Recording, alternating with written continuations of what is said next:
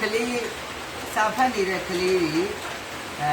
ဆရာသမားတွေကျောင်းတွေကကျွန်တော်တို့ရဲ့ဒုနီယာကျွန်တော်တို့ရဲ့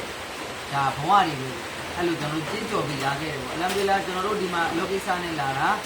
သူတို့တွေလေးတွေရဲ့လမ်းတောင်းသွားတဲ့လမ်းလေးလုပ်ပြီးမယ်ကျန်တဲ့လိုအပ်တဲ့ချက်လေးတွေလုပ်ပြီးမှဆိုပြီးလာရင်းနဲ့သူတို့တွေကျောင်းဆင်းတဲ့အချိန်ကြီးကျွန်တော်တို့စောင့်ပြီးတော့သူတို့နဲ့မူလာကတ်ကြည့်ပြီးမှပြန်မယ်ဆိုပြီးကျွန်တော်တို့စောင့်နေတာပေါ့နော်အလမ်ဒူလ သူတို့ရောက်လာပြီးသူတို့ကိုကျွန်တော်တို့အရန်ချစ်တယ်သူတို့နဲ့တွေ့ရလို့လည်းပြောတယ်အဲ့တော့ဒီကလေးလေးကိုပြုတ်ပြီးမောဟဘတ်ဖြစ်ပြီးတော့ကျွန်တော်တကယ်ချင်းချစ်လာတော့တကယ်ချင်းသူလည်းတာမန်မော်လီဆက်တာမန်ကျောင်းဆရာတယောက်ပဲသူနိုင်တဲ့အနေအထားတစ်ခုနဲ့ဒီကလေးတွေအားလုံးအတွက်မိန်းကလေးက10ယောက်ယောက်ျားလေးက14ယောက်ရှိတယ်ဒီကလေးတွေအတွက်သူယူနီဖောင်းလေးတွေအထူးစိမ်းလေးတွေဒီကလေးတွေဒါဆိုနည်းနည်းလေးနွမ်းနေပြီအဲ့တော့ကလေးလေးတွေတေရီတက်တက်ချစ်စရာကောင်းပြီးလှလှပပလေးကျွန်တော်တို့ကအများနဲ့ကြိုက်တယ်နှစ်သက်တယ်အားကြောင့်ကျွန်တော်တကယ်ချင်းက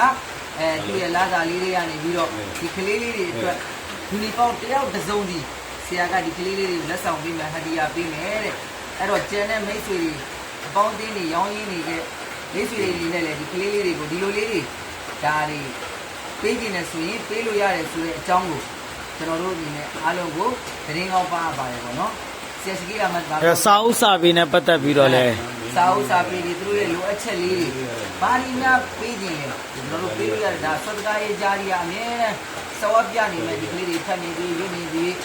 ဒီဝိစာရေးဝိပြီးတော့သွားနေသေးတာစဝတ်ပြရနေမယ်အစီအစဉ်လေးဖြစ်တယ်အချို့မိတ်ဆွေတွေကြောပုတ်လွယ်လေးတွေဝယ်ပေးခြင်းလည်းရတယ်ဝယ်ပေးခြင်းလည်းရတယ်ကျွန်တော်တို့သူတို့တောင်းဆိုတာမဟုတ်ကျွန်တော်တို့ကချစ်လို့ဒီကလေးတွေချစ်လို့ချစ်စရာလေးတွေဟာမှဒီကလေးစင်ပြီးချစ်စရာကောင်းတဲ့ကလေးတွေသူတို့တွေရှိရဒိုးဝါယူလာတော့ဗျာကျွန်တော်တို့ဆလာအဲ့ဒါလေးကိုဒီကောင်းပါဆလာပြလိုက်တဲ့ဆလာပြလိုက်ဆလာမွာလေး